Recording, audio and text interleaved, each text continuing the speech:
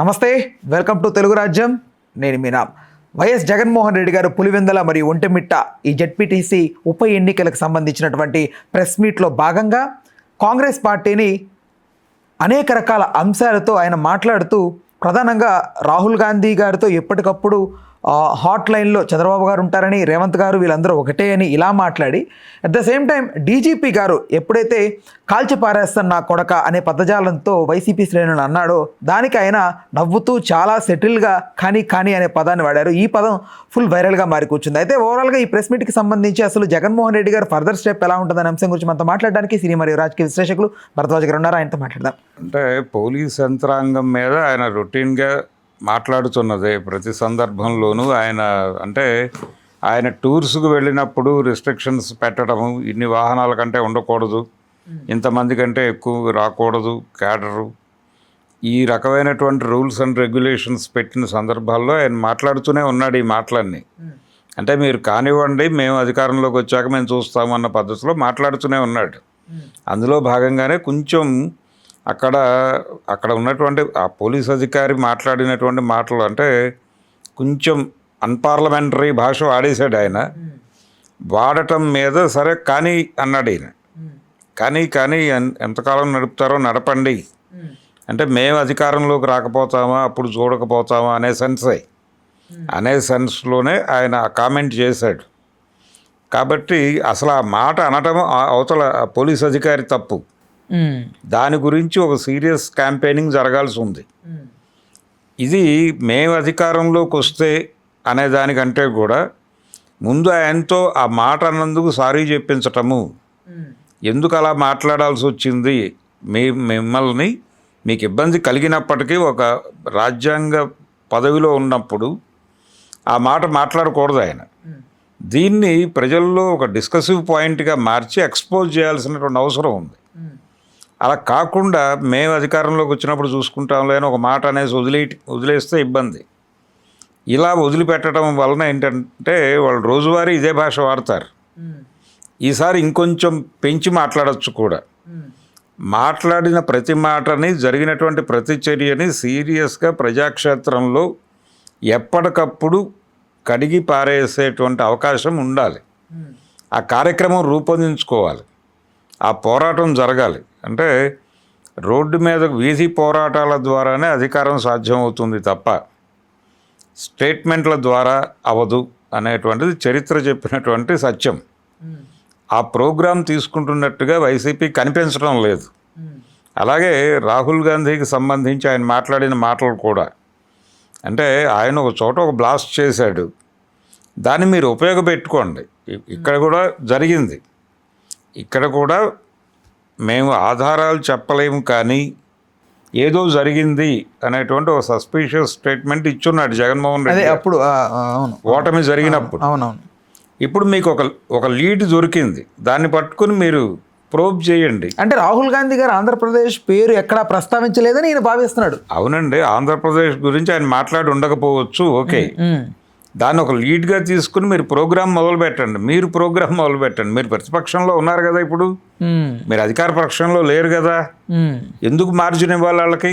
అంటే మోడీ గారికి ఏదన్నా ఇండైరెక్ట్గా సిగ్నల్ ఇస్తున్నారా జగన్మోహన్ రెడ్డి గారు? అంటే కాంగ్రెస్ మమ్మల్ని కలుపుకోవడానికి ప్రయత్నిస్తున్నా, నేను నిర్మోహమాటంగా ఖండిస్తున్నాను, ఇదిగో చూడండి మోడీజీ అని చెప్పి జగన్ గారు ఏమన్నా అట్లా కాంగ్రెస్ పార్టీ కలుపుకొని వెళ్ళటం కోసం ప్రయత్నం చేస్తుంది అని కూడా అనుకోనక్కర్లేదు. ఎందుకంటే ఆయనకు పర్సనల్గా నష్టం జరిగింది కాంగ్రెస్ పార్టీ నుంచి ఏపీ వరకు నష్టం ఎందుకు జరిగింది అంటే, షర్మిల గారు అక్కడ బాధ్యతలు తీసుకోవడం వలన నిజానికి ఆవిడ క్యాంపెయిన్ కాంగ్రెస్ పార్టీకి కూడా ఉపయోగపడలేదు.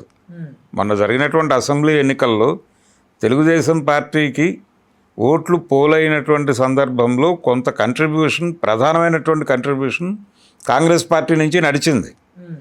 నడవటానికి కారణం షర్మిల గారు టార్గెట్ చేసి జగన్మోహన్ రెడ్డి మీద చేసినటువంటి ప్రచారం. అంటే బాబు గారికి బీటీఎంగా పనిచేసిందా షర్మిల గారు? బీటీఎమే, అది అందరికీ తెలిసిన విషయమే. మొత్తం ఇప్పుడు వైసీపీకి వ్యతిరేకంగా ఒక 2 కంపార్ట్మెంట్ల ట్రైన్ని చంద్రబాబు నాయుడు గారు ఇంజన్గా నడిపాడు ఆ రోజుల్లో. అంటే ఒక కంపార్ట్మెంట్లో ఎలాగూ బీజేపీ, తెలుగుదేశం, జనసేన ఉన్నాయి, ఇంకో దానిలో లెఫ్ట్ని కాంగ్రెస్ని కూడా వేసుకుని, లెఫ్ట్ అంటే కమ్యూనిస్ట్ భావజాలన్నా, కమ్యూనిస్టుల్ని అలాగే కాంగ్రెస్ని కలిపి ఒక కంపార్ట్మెంట్లో వేసి ఆ రైలుకి ఆయనే ఇంజన్గా వ్యవహరిస్తూ ఓ ప్రచారాన్ని నడిపాడు. షర్మిల గారు మాట్లాడిన ప్రతి మాటని జనంలోకి తీసుకెళ్ళింది ఎవరు? ఆంధ్రజ్యోతో లేకపోతే తెలుగుదేశానికి అండగా నిలబడినటువంటి ఛానల్స్, పేపర్లే. TV5 కావచ్చు, లేకపోతే ABN కావచ్చు, ఆంధ్రజ్యోతి కావచ్చు, మరో పేపర్ కావచ్చు, వీళ్ళే మోసారు. షర్మిల గారు ఏం మాట్లాడినా, సునీతారెడ్డి గారు ఏం మాట్లాడినా అవి లైవ్లు ఇచ్చి జనంలోకి ఆ విషయాన్ని బలంగా తీసుకెళ్ళటానికి వాళ్ళకి వాహకాలుగా వాళ్ళని భుజాల మీద మోసినటువంటి సందర్భం తెలుగుదేశం పార్టీకి సంబంధించినటువంటి మీడియా చేసింది. దానికి ప్రత్యక్ష సాక్ష్యాలు ఏమి, దానికి ఏదో ప్రత్యేకంగా సాక్ష్యాలు చూపించక్కర్లేదు, అందరికీ తెలుసు, యూట్యూబ్లో ఉన్నాయి ఆ గొడవలన్నీ. కాబట్టి జగన్మోహన్ రెడ్డిని టార్గెట్ చేసి అతనికి వ్యతిరేకంగా విస్పరింగ్ క్యాంపెయిన్ చేయడానికి అద్భుతంగా ఉపయోగపడ్డారు వీళ్ళు తెలుగుదేశం పార్టీకి. తెలుగుదేశం పార్టీ విజయంలో వాళ్ళ కంట్రిబ్యూషన్ ఉంది.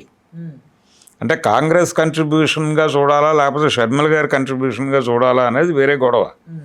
నిజానికి ఈ గొడవలో ఆవిడ ఎన్నికల కంటే ముందు ఓ క్రిస్మస్ పండగకి చంద్రబాబు గారికి క్రిస్మస్ గిఫ్ట్ పంపించింది షర్మిల గారు.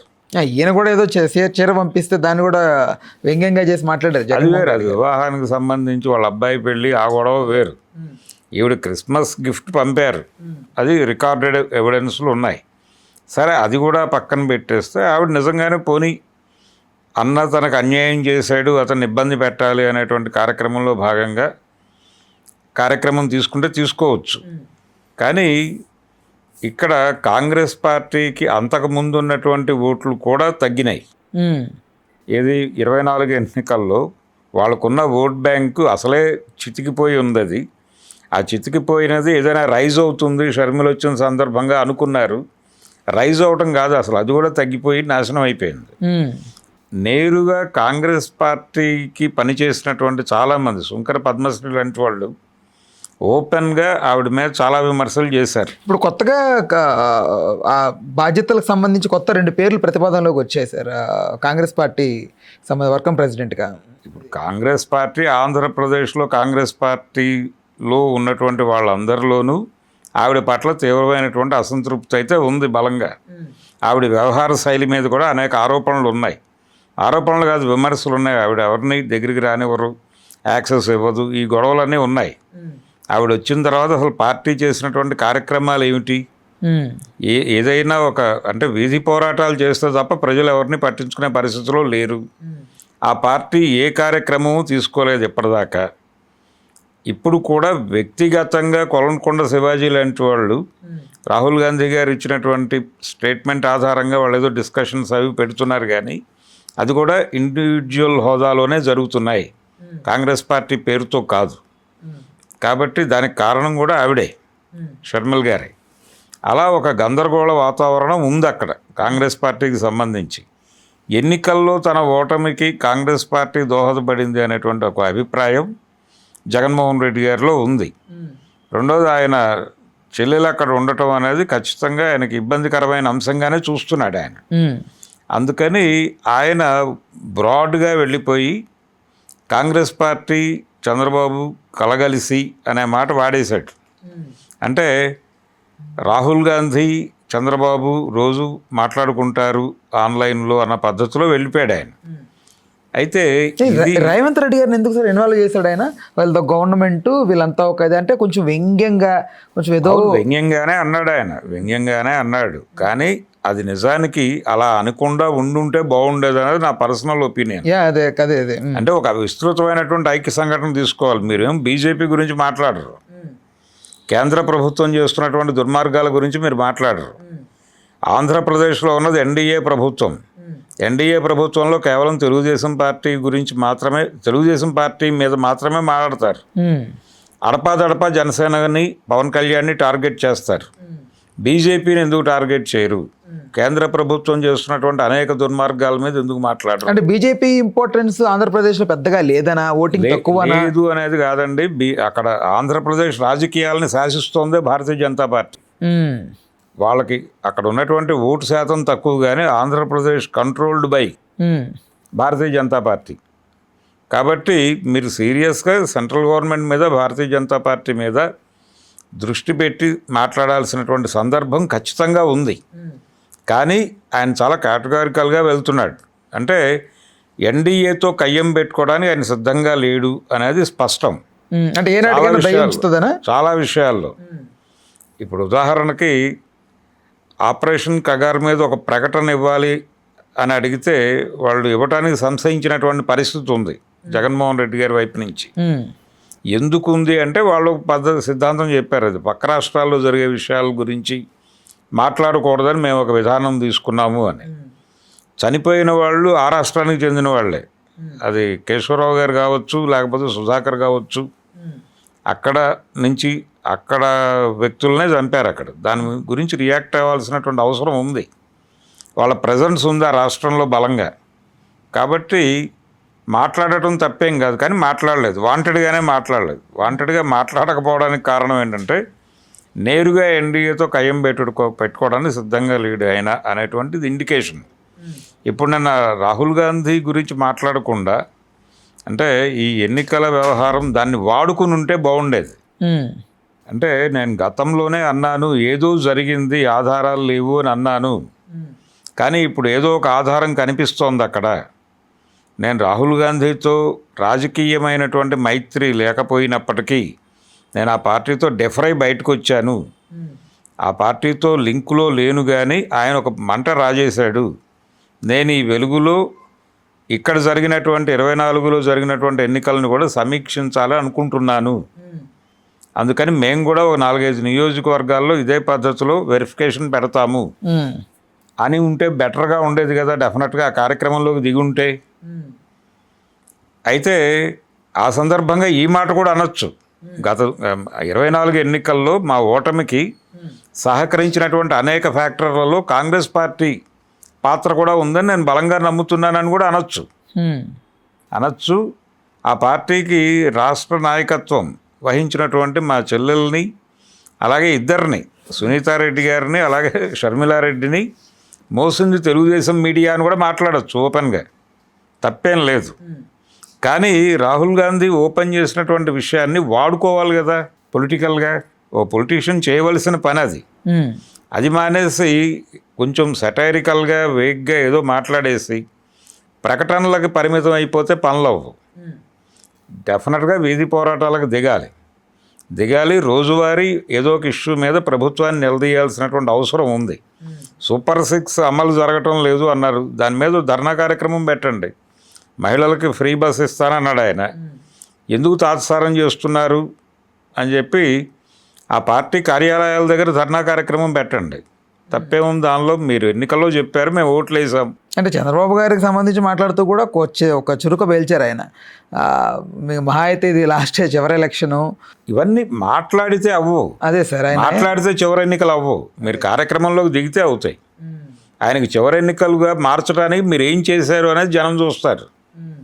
మీరు ఇంట్లో కూర్చుని ప్రకటనలు ఇస్తే కాదు, వీధి పోరాటాలకు దిగాల్సినటువంటి అవసరం ఉంది. దాన్ని వైసీపీ గుర్తించాలి. Right sir. ఇంకా కమింగ్ బ్యాక్ టు పోలీస్ యంత్రాంగం సార్, అసలు అంటే నిజంగా కొన్ని వీడియోస్ అవి జరుగుతున్న వాస్తవాలు మనకు ఎంత మాత్రం తెలియనప్పటికీ, బట్ కనపడుతున్న దాని ప్రకారం చాలా వరకు ప్రజల్ని నిర్వీర్యపరిచారు వాళ్ళ స్వగ్రామాల్లోనే ఓటేయకుండా. డెఫినెట్గా పోలీసుల్ని, అంటే రాజ్యాంగ వ్యవస్థలన్నింటినీ వాడుకునేటువంటి ప్రయత్నం ప్రభుత్వాలు చేస్తున్నాయి.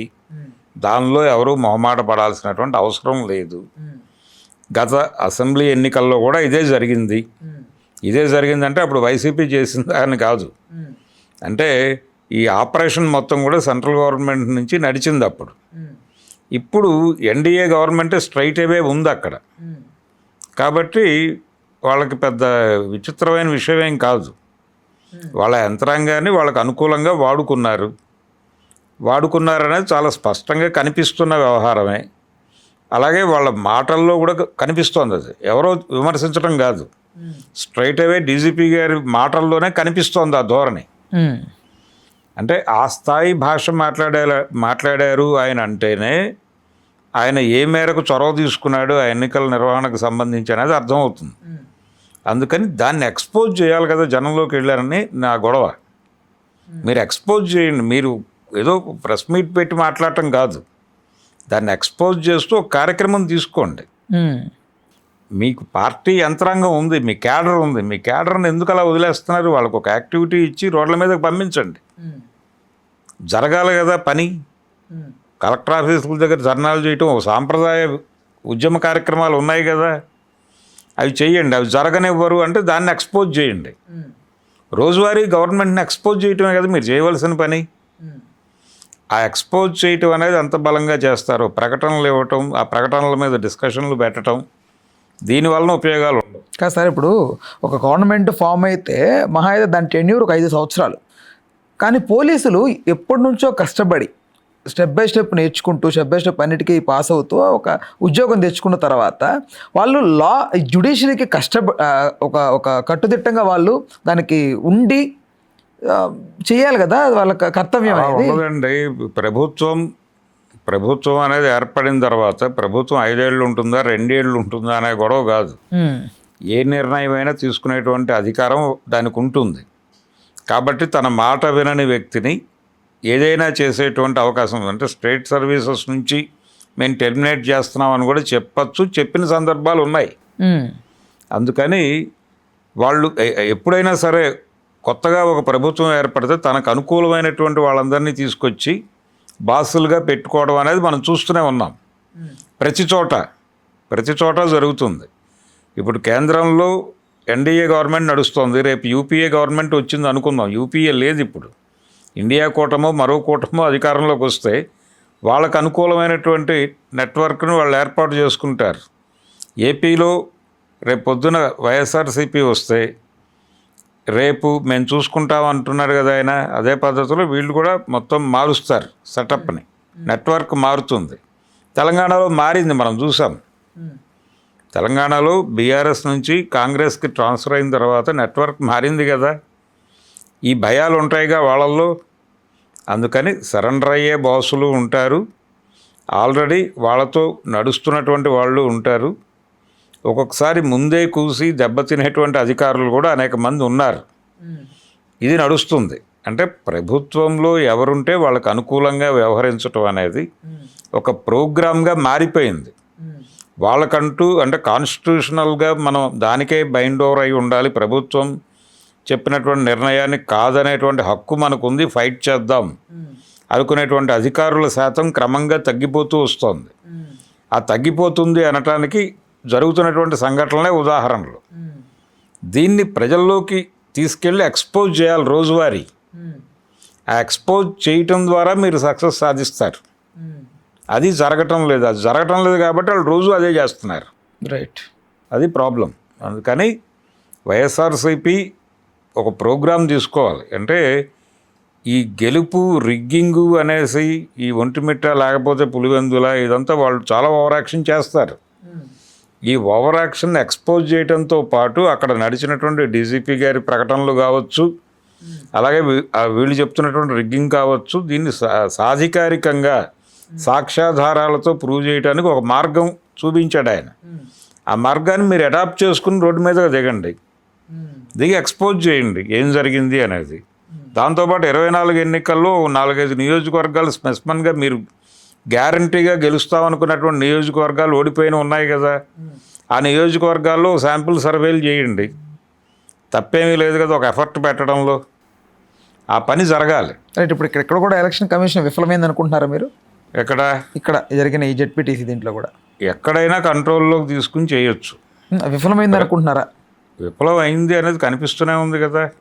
కొత్తగా మనం చెప్పేదే ఉంది దానిలో. ఇప్పుడు రిగ్గింగ్ అనే ఆరోపణలు వచ్చినాయి.